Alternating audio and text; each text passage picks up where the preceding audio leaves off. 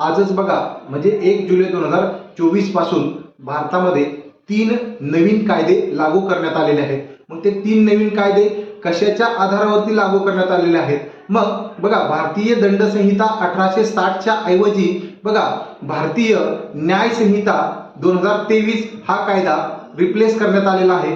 त्याचबरोबर फौजदारी प्रक्रिया संहिता 1973च्या ऐवजी भारतीय नागरिक सुरक्षा संहिता 2023 हा कायदा रिप्लेस करण्यात आलेला आहे।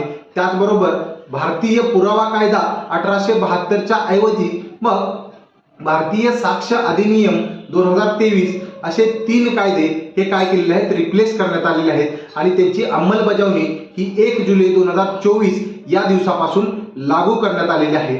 मग आपल्याला हा जर व्हिडिओ आवडला असेल तर नक्कीच लाईक करा, आपल्या चॅनलला सबस्क्राईब करा आणि हा व्हिडिओ जास्तीत जास्त शेअर करा